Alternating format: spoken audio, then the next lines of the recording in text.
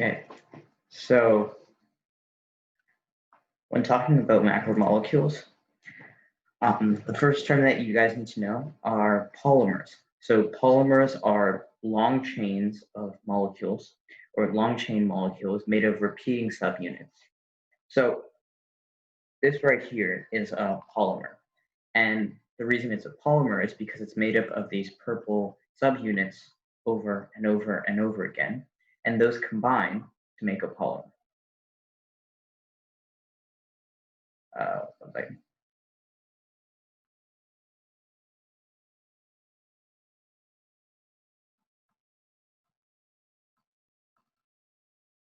Okay,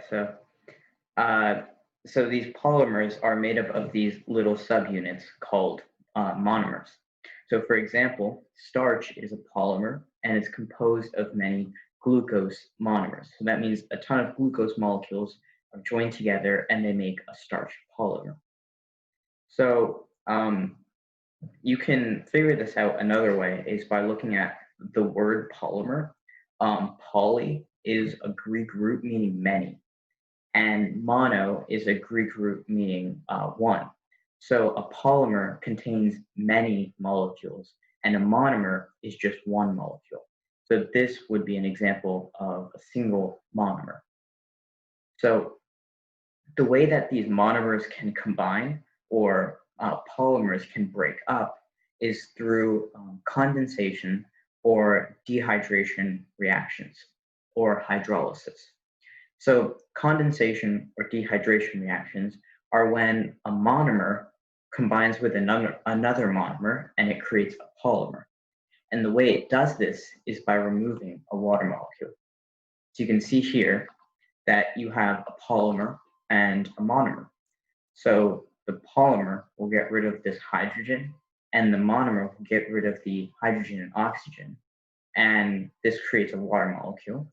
But the other thing that happens is this one monomer gets combined to this short polymer and creates a long polymer. So a dehydration reaction, which pretty much means that water leaves, is what causes polymerization or the creation of a polymer. Now, the opposite of that, the breaking down of a polymer, is caused by hydrolysis. And that is when, I don't have a diagram here, but pretty much hydrolysis occurs when water is added and it splits to the large molecules. And it's pretty much the exact reverse process of what you see in this diagram. The polymer, what's going to happen is it's going to get, or it's going to pick up that water molecule. It's going to put it in between the third monomer and the fourth monomer, and it's going to break apart. So that's how we build polymers and break down polymers. So we have four major macromolecules in our body. So macromolecules just means large molecules because the Greek root macro means large, so macromolecules. So the first one are carbohydrates. So carbohydrates are sugars. So for example, glucose, fructose, galactose, ribose, deoxyribose, all of those are sugars. Anything that ends with ose, O-S-E, is a sugar. And there's also some polymers, such as starch, which is also made from these subunits. So an important thing about carbohydrates is that they exist in a ratio of 1 carbon, 2 hydrogens, and 1 oxygen, or CH2O. So if you look, I don't know if that has a good diagram, I don't, but examples include glucose, which is C6H12O6, and ribose, or C5H10O5. So if you actually look at these molecules, the ratio of carbon to hydrogen to oxygen is actually 1 to 2 to 1. And this is true for all monosaccharides. Monosaccharides just being the monomers of carbohydrates. So if you have a monosaccharide, you can assume that it's going to be, its carbon to hydrogen to oxygen ratio is in a ratio of 1 to 2 to 1. Now, these monosaccharides, what actually happens to them is they have two formations that they can take. They can take this linear skeleton form, which is, you can just see the carbons lined up. It's very linear, but they can also take up a ring form, which is what you can see here, and they're arranged in a ring. But either way, the ratio of carbons to hydrogens to oxygen in any of these molecules is just 1 to 2 to 1. That's really important. That's another way you can identify a carbohydrate molecule, because it'll have some multiple of CH2O. So we discussed monosaccharides, and we said that that's just one sugar molecule, or the monomer of carbohydrates. But sometimes these monomers can combine and form two monomers put together and form a polymer of two monomers. And this happens, as we said, through dehydration reactions or dehydration synthesis. So as you can see here on this diagram, this glucose is losing an OH, and this one is just losing an H. That comes out as H2O. And then you form two glucose molecules bonded together, and it forms a covalent bond. If you remember from last class, it forms a covalent bond, and that's how these glucose monomers become linked. So there's a few important monosaccharides and a few important disaccharides you guys need to remember. So the important monosaccharides are just here: glucose, fructose, galactose, ribose, and deoxyribose. We'll talk about ribose and deoxyribose later, but glucose, fructose, and galactose are the main monosaccharides. So the main disaccharides you need to know are sucrose, maltose, and lactose. So sucrose forms when glucose and fructose join. So you can see here glucose and fructose join by dehydration synthesis, and this produces sucrose molecule. Sucrose is just the name for the disaccharide. Then you can also have maltose form, which is when glucose and glucose monomers bind together. And then the last one is lactose, which is not shown here, but that's glucose and galactose. Glucose and galactose monomers form a polymer of lactose. So does everybody understand the basic carbohydrates? If you have any questions, please just ask them in the chat, because this can be confusing for when you learn it the first time, so please ask.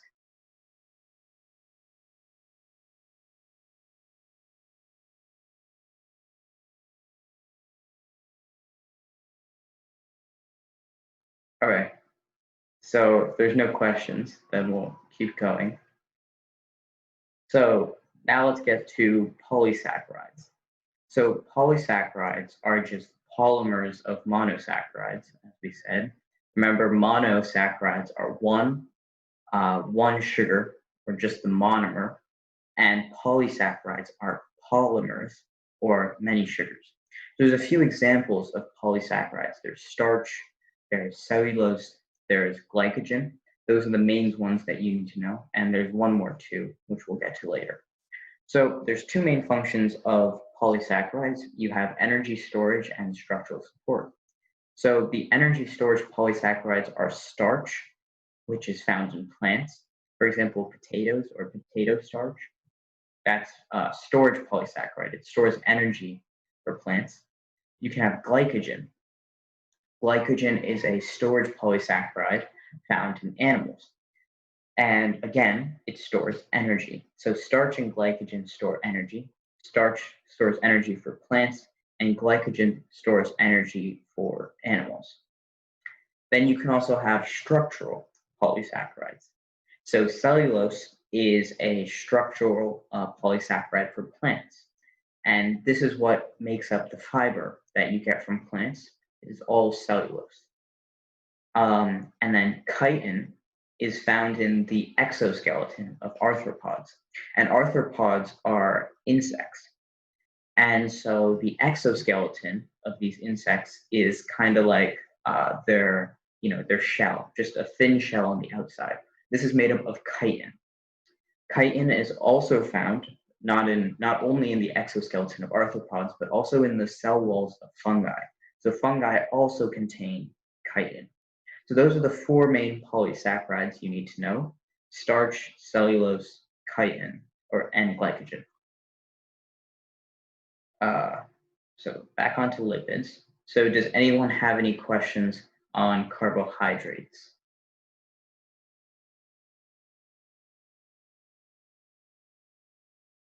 Okay, so then I have a quiz here we can do. Okay, so I want you guys to just type your answers in the chat, and then once we get a good enough amount of answers, then I will tell you guys the answer and we'll submit it. And then we'll do all 10 questions.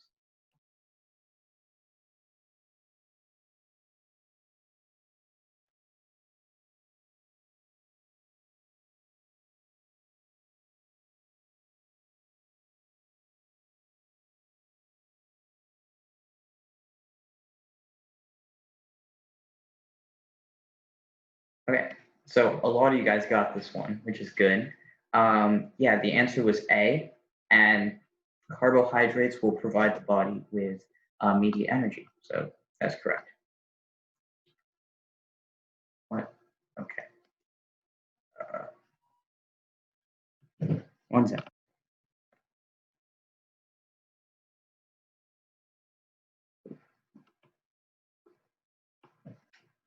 Okay, there we go.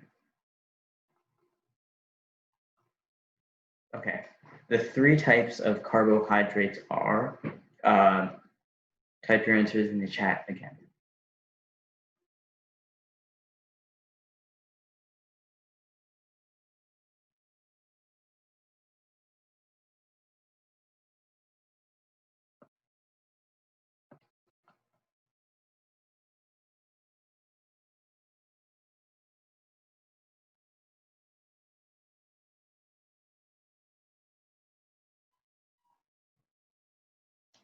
Okay, so the answer here was A.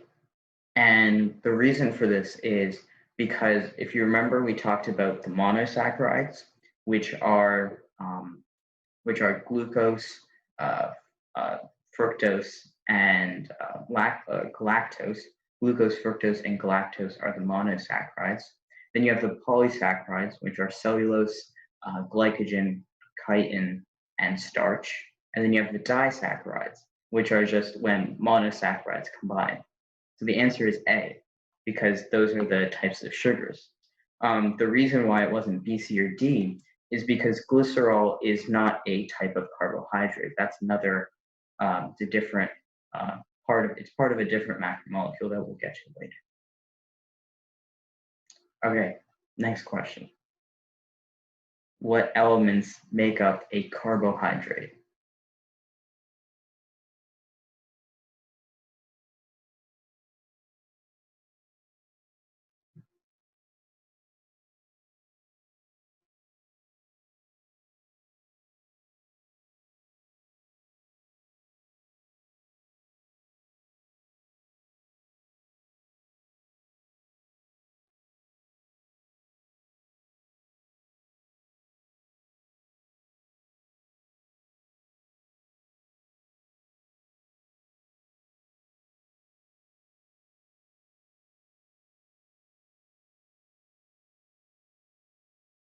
Okay, so the answer here was B. And the reason it was B is because if you remember, I said that carbon, hydrogen, and oxygen are always in that 1 to 2 to 1 ratio. So you can identify a sugar just by seeing if it has carbon, hydrogen, and oxygen in a 1 to 2 to 1 ratio. So for example, glucose is C6H12O6, and it's the ratio of carbon to hydrogen to oxygen is 6 to 12 to 6, which is the same as 1 to 2 to 1. So the main elements are hydrogen, oxygen, and carbon. So glycogen, a polysaccharide in your liver, may be broken down to glucose by the process of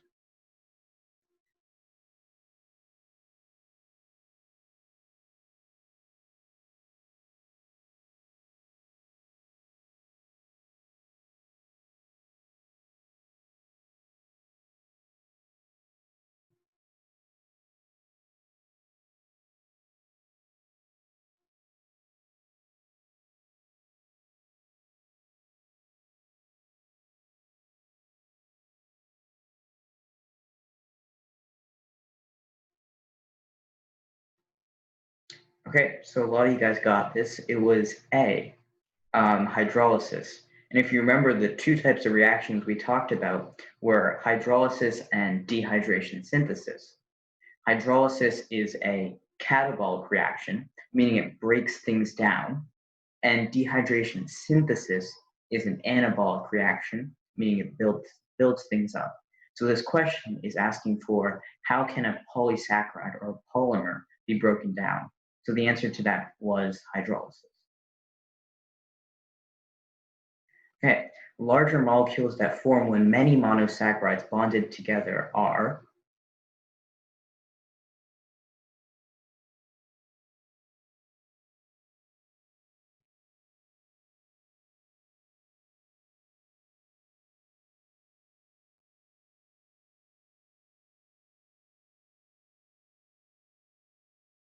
All right, this is an interesting one because you have two answers that could work. You have B or D, right? Because B means sugars, and we know that sugars are also carbohydrates. And you have D, which are polysaccharides, which we know are many sugars. So the best answer here would be D for polysaccharides, just because sugars is too much of a general term, while polysaccharides is a very specific answer, just meaning many sugars, literally. So that's why D is the best answer here, because it's a polysaccharide. Okay, the carbohydrate that provides support in plants is called.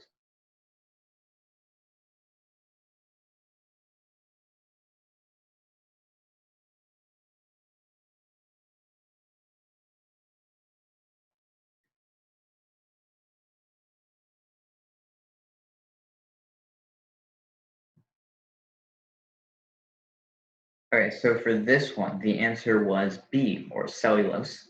And if you remember, A, chitin, was in the exoskeleton of arthropods. It was that polysaccharide. B, or cellulose, is something that provides support in plants. C, dextrose. Dextrose is just another monosaccharide, but it's not very important. And then lipids. Lipids are another class of macromolecules that we're going to get to next. So, okay, simple sugars called monosaccharides supply blank to cells.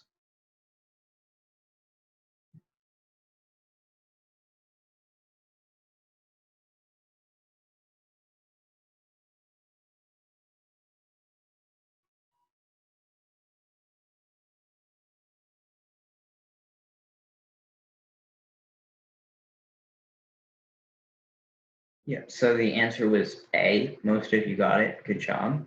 And if you remember, I said that monosaccharides and all sugars supply energy to cells. That's good.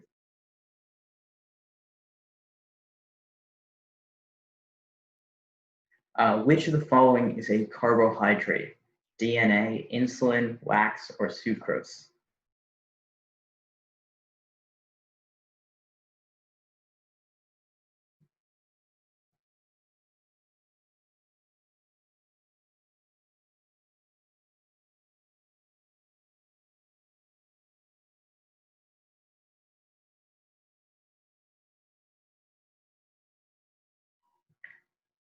So yeah, the answer was D, or sucrose.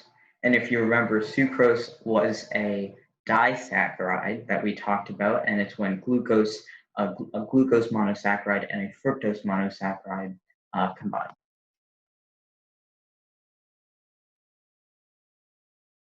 Carbohydrates, and okay, this is kind of a difficult question because we haven't talked about lipids or carbon-hydrogen bonds. But you can get this answered. That's good. I'll just, if you can't, then just take a guess.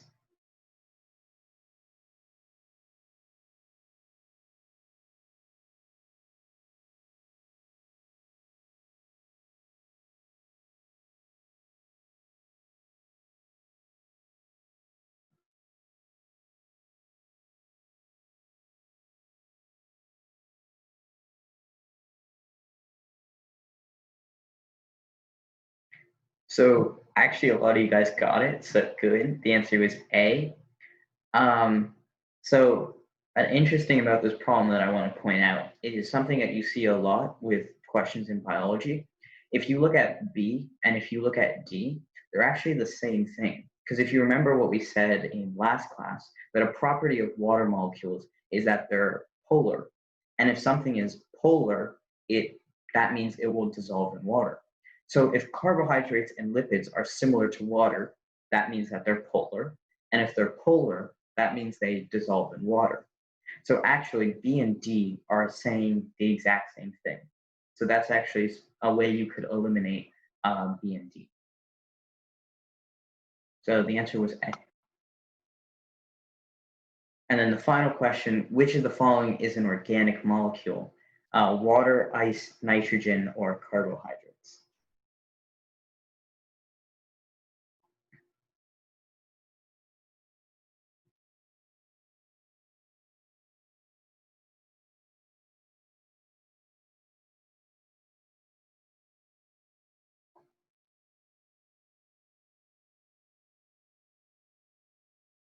So I mentioned this briefly in our second class when I talked a little bit about characteristics of life. And I said that carbon, anything that contains carbon is an organic molecule. So if you remember from an earlier question that D were carbohydrates, carbohydrates contain carbon. So because they contain carbon, they're an organic molecule. Water is H2O, so that doesn't contain carbon. Ice is also H2O, just in a different state, so it doesn't contain carbon.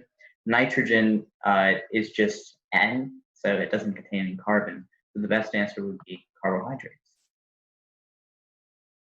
Okay, so got all of them right. So let's go on to our next macromolecule. So our next macromolecule is going to be lipids. So lipids are all hydrophobic. And what hydrophobic means is they don't dissolve in water. So the opposite of that are carbohydrates. And carbohydrates are hydrophilic, which means they do dissolve in water. So if something is hydrophobic, it doesn't dissolve in water. If something is hydrophilic, it does dissolve in water. So lipids are all hydrophobic, which means no lipids will dissolve in water. And so another interesting thing is that they don't form polymers. And they're actually assembled by a bunch of different components, but we can't call them monomers because lipids do not form polymers. So examples of lipids are waxes, oils, fats, and steroids. We'll go into each one of these. So fats are also called triglycerides. And the reason they're called triglycerides is because they're made up of one glycerol molecule and 3 fatty acid chains. That's where they get their name, tri meaning 3, and then glyceride hints to the glycerol molecule. And so the fatty acid chains, or the fatty acid molecules on the end of the glycerol, or on the fat molecule, which you can see here is all of this. These yellow chains are fatty acids, and then the gray molecule here is a glycerol. And so these chains are nonpolar and therefore hydrophobic. So looking at the fat molecule here, or also the triglyceride, that's just another name for triglyceride. So you can see the 3 chains, the 3 fatty acid chains, and then you can see the glycerol molecule. And they're joined by what's called an ester linkage. And the ester linkage joins each oxygen of the glycerol to a separate fatty acid. And so, interestingly, even though these fat molecules are not polymers, these ester linkages, or just covalent bonds, actually form by dehydration synthesis. So fat molecules will also form by dehydration synthesis. Now, going into detail on fatty acids, there's 2 different types of fatty acids that you need to know. The first are saturated fatty acids. And what this means is they're saturated with hydrogen or hydrogen molecules. So if you look here, this is completely saturated with hydrogen molecules. Every carbon is attached to two hydrogens, except for the ones at the end, but every carbon is attached to two hydrogens. So that means it's completely saturated with hydrogens. There's the maximum amount of hydrogens. And so this means that these chains are really, really straight because there's no like missing hydrogens. The chains are completely straight. And this means that they're going to pack very solidly at room temperature because you have all of these straight chains lined up really tightly together. And so that means they're solid at room temperature. And so these saturated fatty acids are kind of the unhealthy fats, and they're linked to cardiovascular disease. You can commonly find them in animals. All of animal fat is usually going to be saturated fats. Now, the other type are unsaturated fatty acids. Unsaturated fatty acids are not, don't have the maximum number of hydrogens, so they're unsaturated. So what actually forms is bending in the chains because of the missing hydrogens. And so because they have this bending, they can't pack as tightly together. And because they can't pack as tightly together, they're going to be liquid at room temperature. So an example of that is oil. Oil is liquid at room temperature because it's made of unsaturated fatty acids. And these are most commonly produced by plants. Examples are corn oil and olive oil. They come from plants, and they're unsaturated fatty acids. Okay, so our time is about to run out, so I'm going to ask you guys to quickly log off and log back in so we can continue on lipids.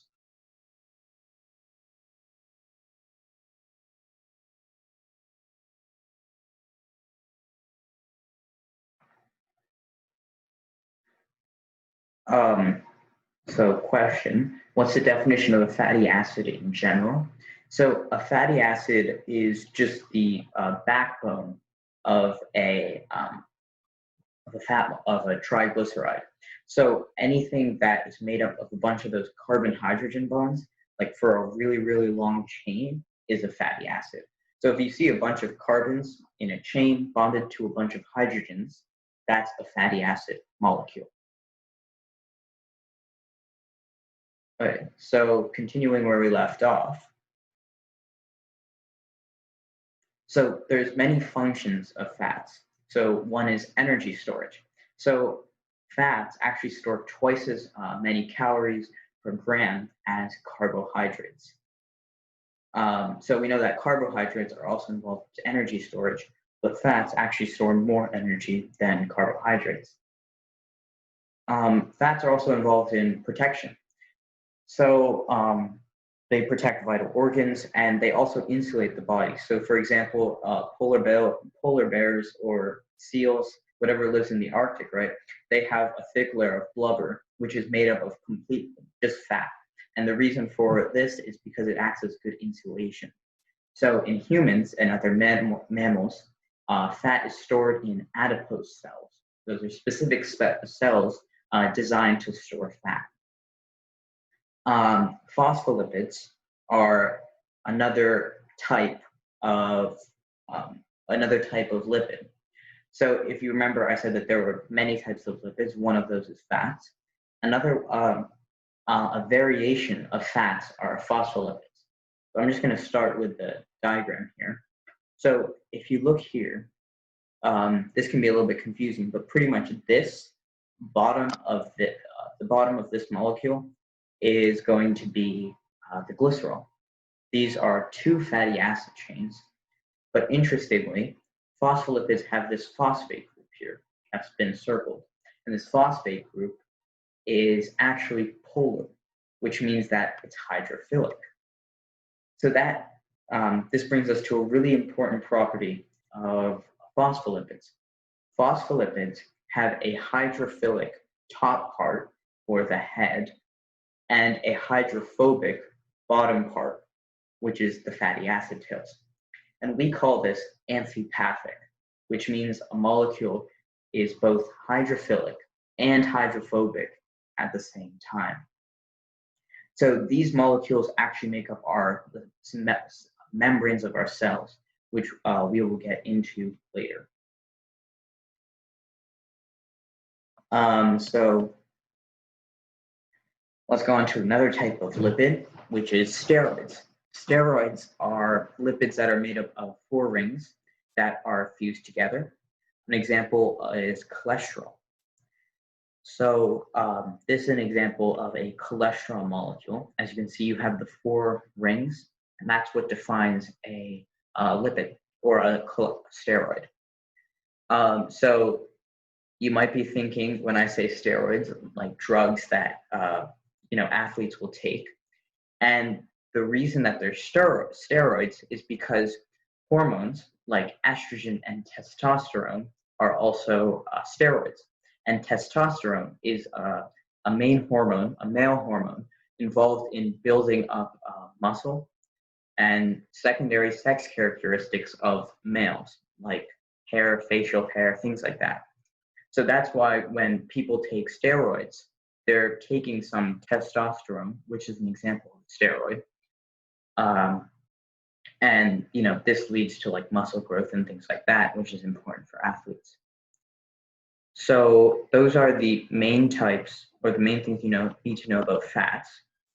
Then there's also waxes. Waxes are another type of lipids. You don't need to know much about waxes. You just need to know that they are a type of lipid. But just a little bit advanced thing, lipids are actually made up of like a fat chain or a fatty acid chain, and they have another molecule called an alcohol molecule instead of a glycerol. So they're just a fatty acid chain with an alcohol molecule. Those are what waxes are. So let's go on to the quiz.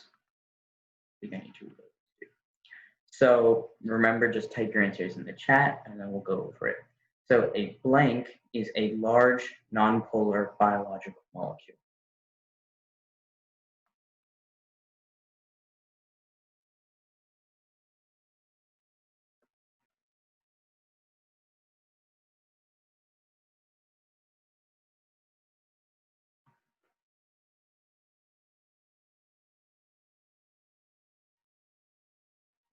Okay, so the answer here was C. If you remember, I said that the majority of lipids are nonpolar. We define lipids as being nonpolar, and then the rest you don't really know about. So the answer was C. So combining a fatty acid with a long chain alcohol produces. We talked about this right at the end, so if you remember.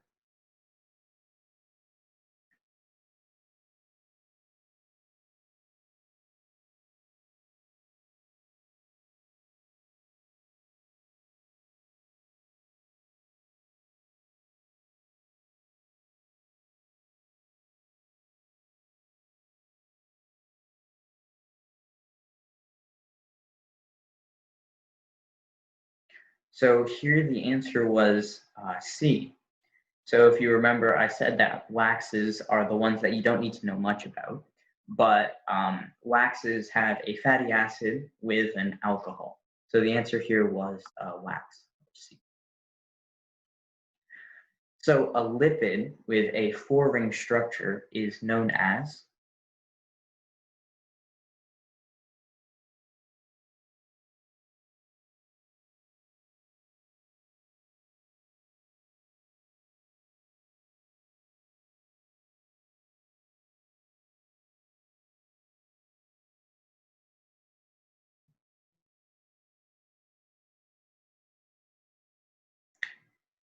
Steroids are not illegal. You can take steroids legally, but in things like the Olympics, they are illegal.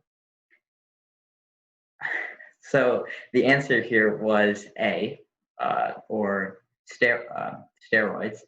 And if you remember the cholesterol molecule that I showed you have those 4 yellow rings.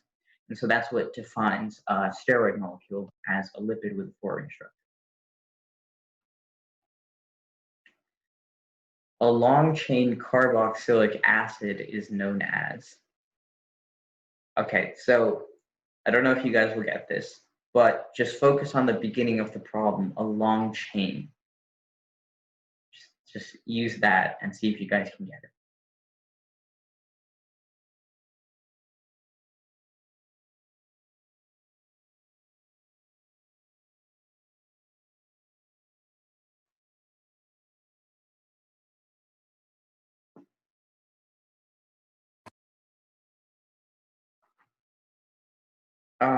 So the answer here was B. And if I can go back here and show you guys. So remember that this long chain, which was the first part, is a fatty acid. And if you look on the end here, this group, which does the carboxylic linkage, or which does the ester linkage, is a carboxyl group. But fatty acids, whenever you hear long chain and lipids, it's most likely going to be a fatty acid. So the answer here was fatty acid. So when 3 fatty acids are bonded to a glycerol backbone through ester bonds, a blank is formed.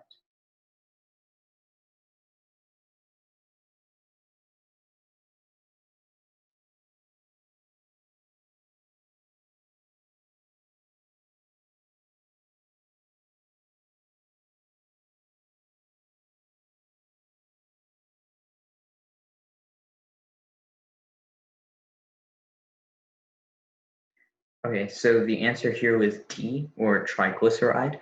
And remember that triglyceride has the tri in it. Tri means 3. And then glyceride meaning glycerol. So 3 fatty acids bonded to a glycerol.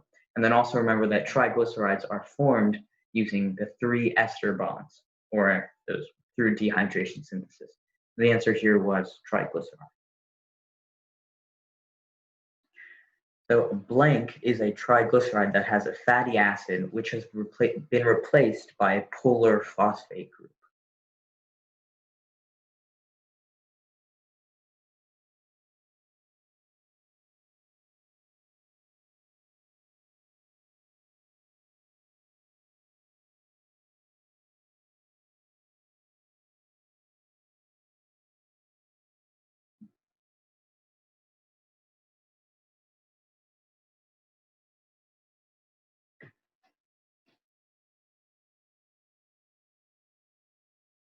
Okay, so the answer here was A.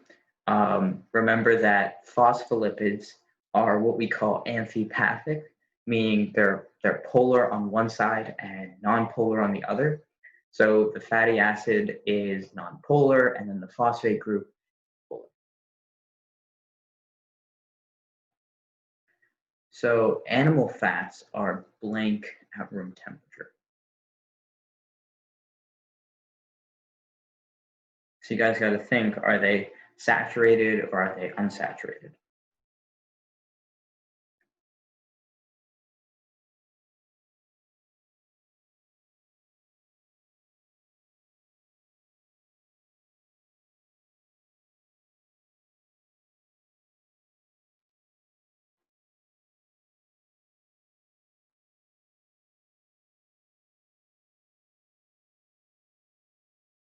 So the answer here was A. Remember that animal fats are also saturated fats. And because they're saturated, they have the straight fatty acids.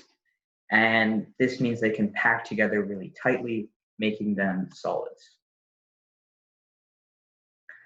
Okay, so plant fats are blank at room temperature.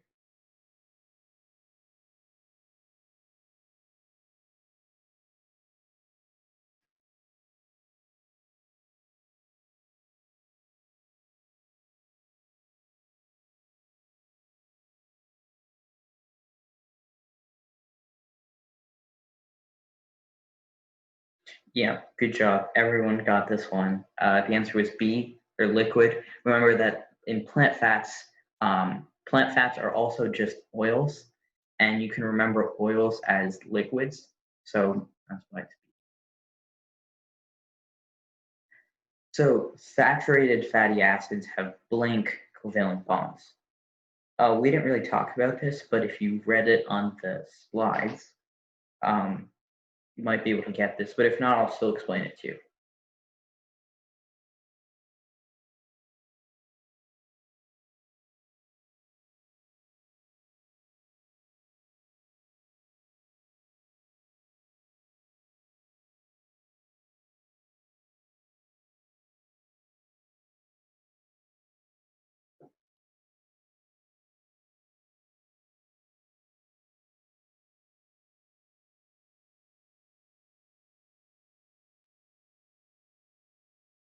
All right, so a lot of you guys got this. It was C, or single covalent bonds. And so we didn't really explain what single versus double versus triple covalent bonds are. But if I show you this diagram, if you actually look between the carbon and the oxygen here, you see two lines. And the two lines signify a double bond. And what a double bond is, if you remember that I said that covalent bonds are sharing of electrons. So in a single covalent bond, the molecules will share one pair of electrons. In a double covalent bond, they will share two pairs of electrons. And that's why it's a double covalent bond, because they're sharing two pairs of electrons. So this is why this one is single, because if I go back to the diagram here, I mean, this is like a short chain formation, but this is a saturated fatty acid. And you can see here that there's no double bonds in the fatty acid besides for this one back here. So for that reason, saturated fatty acids contain only single bonds. So this is single covalent. So now unsaturated fatty acids have blank covalent bonds.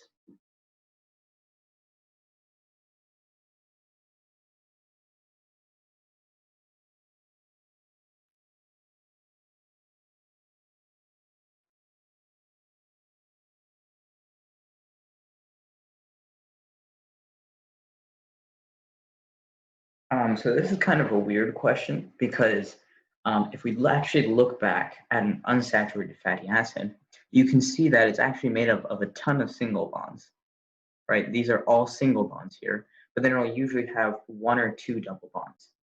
So for this question, it could be double or single, but it'll probably be double because most of you guys put that, but it's probably double because that's what they're looking for.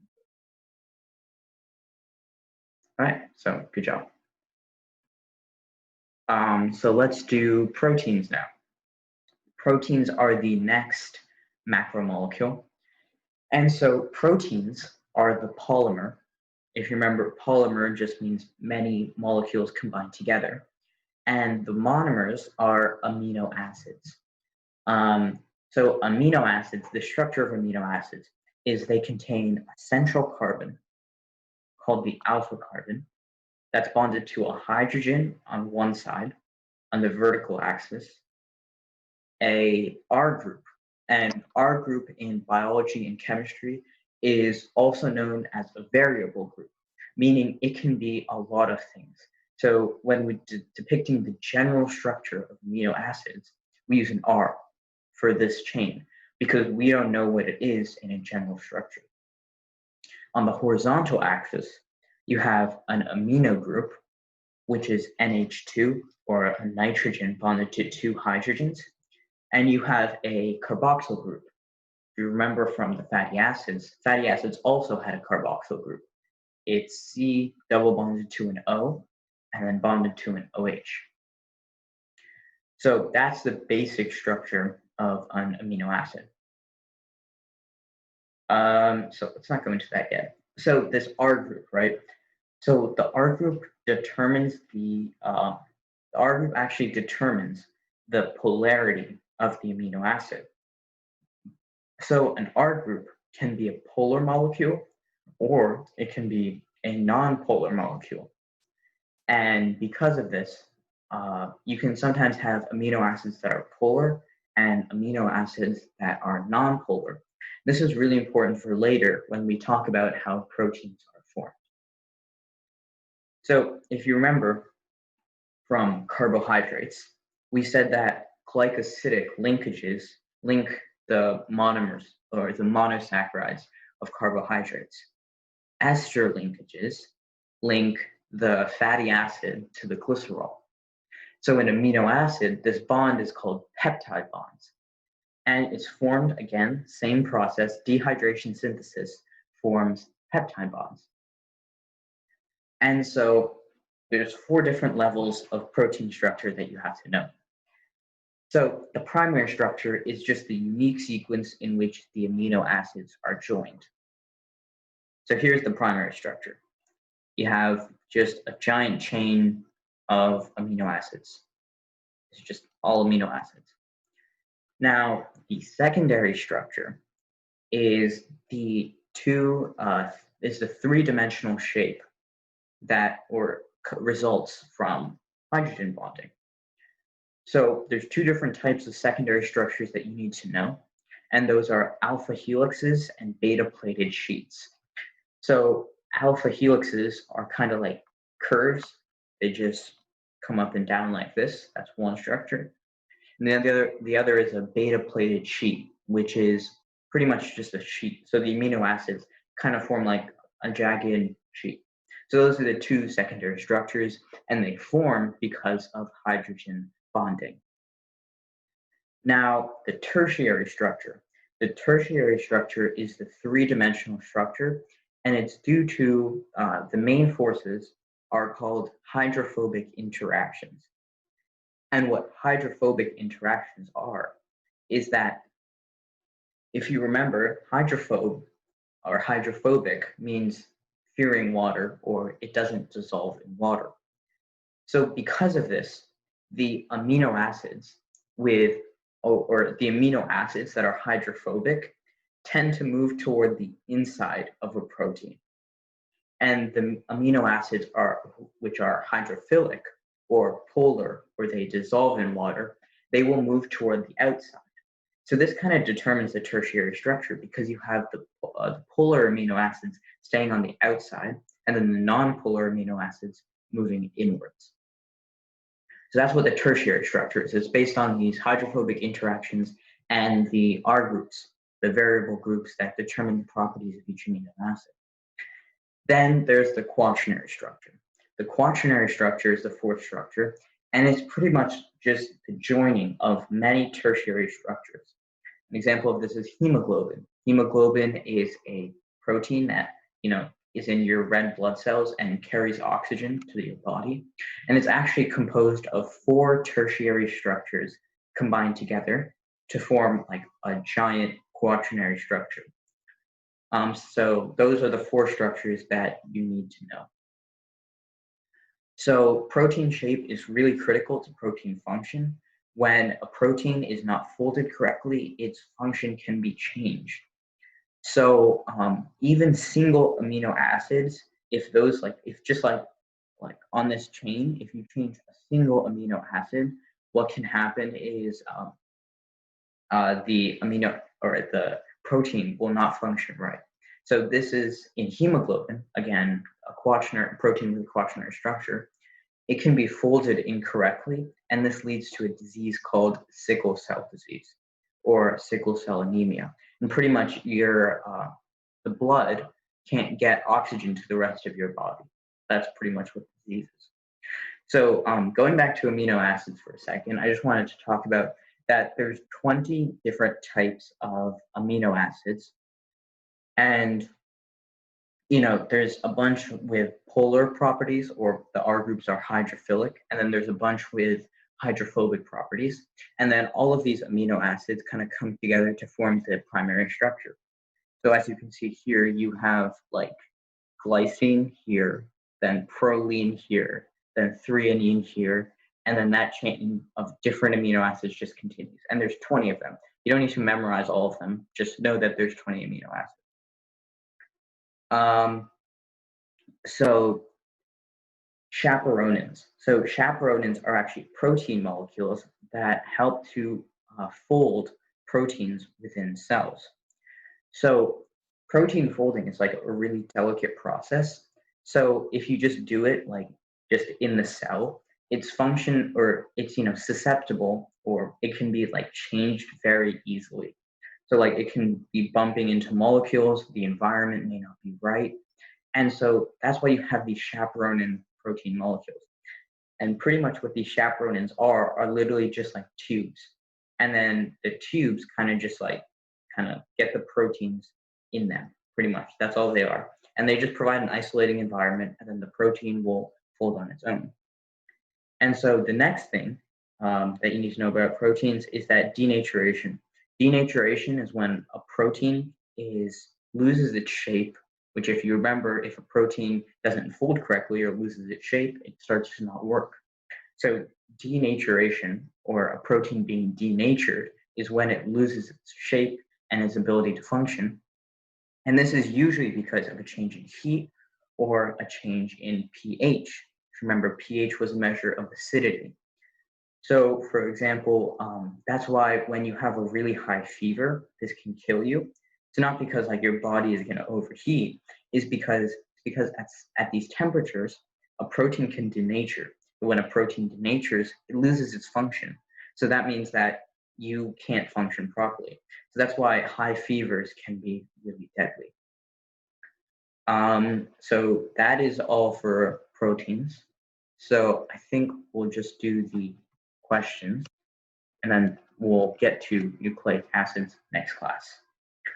So let's do these questions. So proteins are blank polymers.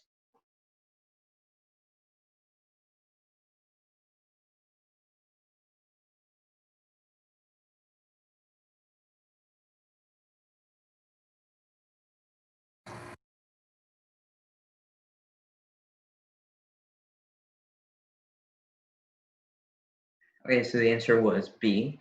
If you remember the structure of amino acids, the amino acids contain carbon. And remember that we said that anything with carbon makes a molecule organic. That's why proteins are organic polymers. Oh, I forgot to reload.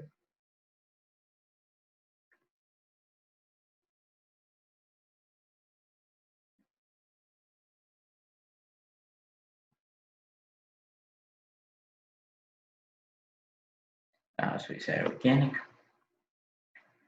Proteins are long chains of blank.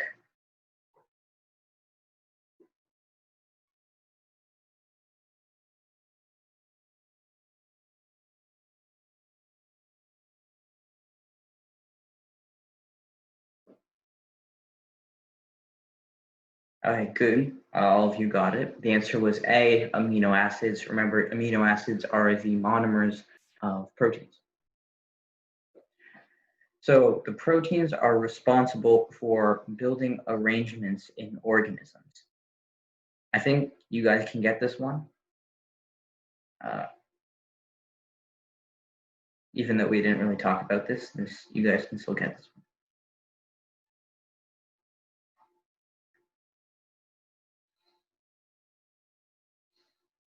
So yeah, the answer here was C, structural proteins. We're going to talk about enzymes probably tomorrow, or maybe or not tomorrow, the next class, or maybe the class after that. And then hormones, we said a lot of the hormones are, involved or are steroids too. So that's, can't be an answer. So structural proteins would be the best answer, and also structure and building things. The structural protein is most abundant. Okay, you guys do not have to know this, so we're just gonna skip this. The answer is collagen, if you do want to know. Interestingly, you can actually figure this out because glycogen is actually what we talked about. It's a storage molecule. Hemoglobin, if you remember, that protein was actually involved with giving oxygen to cells. Insulin is a protein that's involved with absorbing sugars from the bloodstream after a meal. So collagen is the structural protein. Okay, I guess this entire quiz is just asking about what different types of proteins are. So again, I'm just gonna skip through this. Okay. Yeah, I guess this is all that this quiz is. Okay, yeah, you don't have to know this, but that would be the end of our class. Maybe next class I'll get some more protein questions so we can actually do some questions and not just name functions of proteins. So that's it for today's class. If you have any questions, ask them now, or you can email them to me. But yeah, so any questions?